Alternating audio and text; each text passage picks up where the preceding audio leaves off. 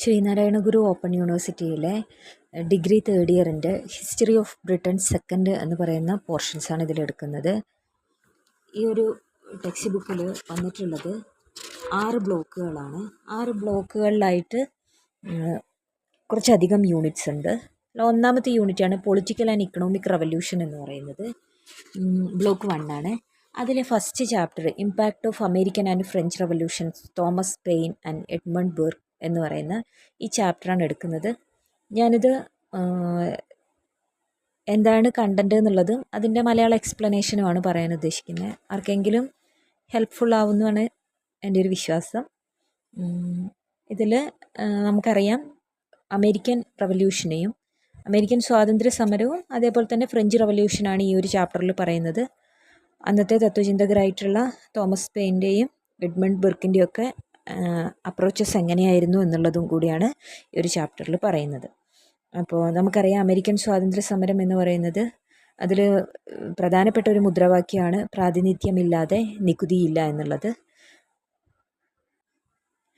അതേപോലെ തന്നെ 18-ാം നൂറ്റാണ്ടോടെ ഇംഗ്ലണ്ട് വടക്കേ അമേരിക്കയുടെ കിഴക്കൻ തീരങ്ങളിൽ സ്ഥാപിച്ച കോളനികളുടെ എണ്ണം 13 കോളനികളായിരുന്നു. ഇംഗ്ലണ്ടിലെ രാജാവിൻ്റെ മതപീഡനത്തെ തുടർന്ന് മേഫ്ലർ എന്ന കപ്പലിൽ അമേരിക്കയിലെത്തിയിട്ട് ആദ്യമായിട്ട് കോളനികൾ സ്ഥാപിച്ച ഒരു വിഭാഗം ഇംഗ്ലീഷുകാരെയാണ് തീർത്ഥാടക പിതാക്കളെന്ന് അറിയപ്പെടുന്നത്. അപ്പോൾ മാതൃരാജ്യമായ ഇംഗ്ലണ്ടിൻ്റെ സഹായത്തോടെ കച്ചവടക്കാർ ഈ കോളനികളിൽ നടപ്പിലാക്കിയിട്ടുള്ള ഒരുപാട് നയങ്ങളുണ്ടായിരുന്നു. ഈ നയങ്ങളെയാണ് വാണിജ്യ നയം എന്നുള്ള പേരിൽ അറിയപ്പെടുന്നത്. അങ്ങനെ ഇംഗ്ലണ്ടിൽ നിന്ന് അമേരിക്കയുടെ വടക്കൻ ഭാഗങ്ങളിൽ കുടിയേറി പാർത്തിട്ടുള്ള ഈ തീർത്ഥാടക പിതാക്കൾ എന്നറിയപ്പെടുന്ന ഇവർ കുറച്ചു കാലങ്ങൾക്ക് ശേഷം സ്വതന്ത്രമായി ചിന്തിക്കാൻ തുടങ്ങുകയും നമ്മൾ സ്വന്തമായിട്ടൊരു രാജ്യമായി മാറണമെന്ന് ചിന്തിക്കുകയും അതിൻ്റെ ഭാഗമായിട്ട് റെഡ് ഇന്ത്യൻസ് അല്ലെങ്കിൽ വടക്കൻ അമേരിക്കൻ ജനത എന്നറിയപ്പെടുന്ന ഇവർ അമേരിക്കൻ സ്വാതന്ത്ര്യ സമരത്തിലേക്ക് നയിച്ച കാരണങ്ങളും അതുമായി ബന്ധപ്പെട്ടിട്ടുള്ള ബോസ്റ്റൺ ടീ പാർട്ടി, 1-ാം കോണ്ടിനെൻ്റൽ കോൺഗ്രസ്, 2-ാം കോണ്ടിനെൻ്റൽ കോൺഗ്രസ്, സ്വാഭാവികമായിട്ടും അവസാനം അമേരിക്ക ഒരു ഇൻഡിപെൻഡൻറ്റ് കൺട്രിയായി മാറുന്ന കാര്യങ്ങളാണ് ആദ്യത്തെ സെക്ഷനിൽ പഠിക്കാനുള്ളത്. The 13 British colonies in America were founded by men who deep down cherished the desire to live a life free from persecution and interference of any kind. അമേരിക്കയിലെ 13 British colony സ്ഥാപിച്ചത് മനുഷ്യരുടെ പീഡനങ്ങളിൽ നിന്നും ഇംഗ്ലണ്ടിലെ പീഡനങ്ങളിൽ നിന്നും രക്ഷ നേടാൻ വേണ്ടിയിട്ടുള്ളതായിരുന്നു. Each of these colonies had an independent legislature and governor appointed by the King of England. ഈ കോളനികളിൽ ഓരോന്നിനും ഒരു സ്വതന്ത്ര നിയമസഭയും അതേപോലെ തന്നെ ഇംഗ്ലണ്ടിലെ രാജാവ് നിയമിച്ച ഒരു ഗവർണറുമാണ് ഉണ്ടായിരുന്നത്. The colonists worked hard to establish themselves in the new world and as a natural consequence a strong spirit of independence developed within them. ഈ കോളനികളിൽ ഓരോന്നും സ്വതന്ത്ര നിയമസഭയും ഇംഗ്ലണ്ടിലെ രാജാവ് നിയമിച്ച ഒരു ഗവർണറും ഉണ്ടായിരുന്നിരിക്കെ ഇവരുടെ ഉദ്ദേശം എന്ന് പറയുന്നത് സ്വന്തമായിട്ട് പുതിയ കോളനികളിൽ തങ്ങളുടെ തന്നെ ഒരു രാഷ്ട്രം വരണമെന്ന് ആഗ്രഹിച്ചവരായിരുന്നു ഇവർ.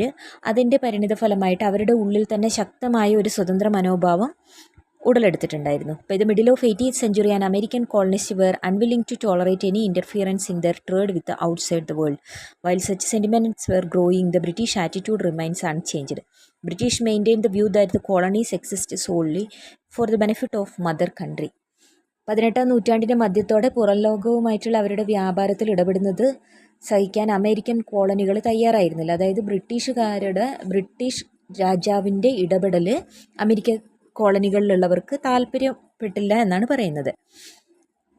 While such sentiments were growth, British attitude remains unchanged. അത്തരം വികാരങ്ങൾ നടന്നുകൊണ്ടിരിക്കെ അമേരിക്കക്കാർക്കിടയിൽ സ്വയം രാജ്യമെന്ന് ഉള്ളൊരു ബോധം വളർന്നു വരുമ്പോൾ ബ്രിട്ടീഷ് ഗവൺമെൻറ് ഇതൊന്നും തന്നെ മൈൻഡ് ചെയ്യുന്നൊരു സിറ്റുവേഷൻ ഉണ്ടായിരുന്നില്ല.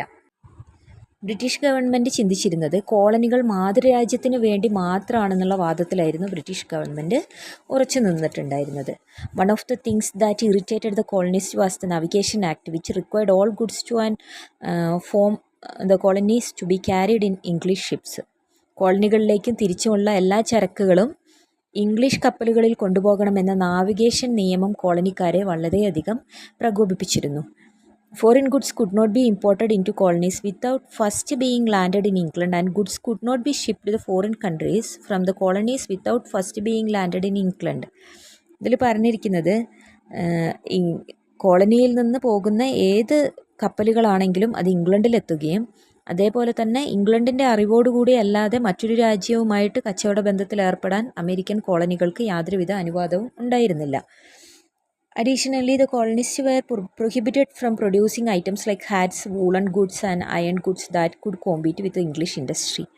ഇംഗ്ലീഷ് വ്യവസായവുമായി മത്സരിക്കാൻ കഴിയുന്ന തൊപ്പികൾ, കമ്പിളി സാധനങ്ങൾ, ഇരുമ്പു സാധനങ്ങൾ എന്നിവ നിർമ്മിക്കാൻ കോളനി നിവാസികളെ സമ്മതിച്ചിരുന്നില്ല. ഇത്തരത്തിലുള്ള സാധനങ്ങളൊന്നും കോളനി നിവാസികൾക്ക് നിർമ്മിക്കാനുള്ള അധികാരം ഉണ്ടായിരുന്നില്ല.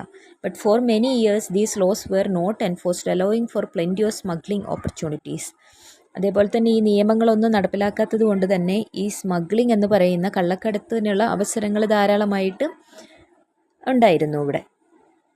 But for many years the not enforced, allowing for plenty of smuggling opportunities. However, during the time of George III, the special courts were established to try people who violated the trade laws, and custom officers were given the power to enter and search American homes for smuggled goods. This infuriated the people. George മൂന്നാമൻ്റെ കാലത്ത് വിചാരണയ്ക്കായി പ്രത്യേക കോടതികളൊക്കെ സ്ഥാപിച്ചു. വ്യാപാര നിയമങ്ങൾ ലംഘിക്കുന്ന ആളുകൾക്കും customs ഓഫീസർമാർക്കും കള്ളക്കടത്ത് സാധനങ്ങൾക്കായി കണ്ടെത്താൻ വേണ്ടിയിട്ട് അമേരിക്കൻ വീടുകളിൽ പ്രവേശിക്കാനും അവിടെയൊക്കെ പരിശോധിക്കാനുള്ള അധികാരം നൽകി. ഇത് അവിടുത്തെ ജനങ്ങളെ വളരെയധികം പ്രകോപിപ്പിച്ചിരുന്നു.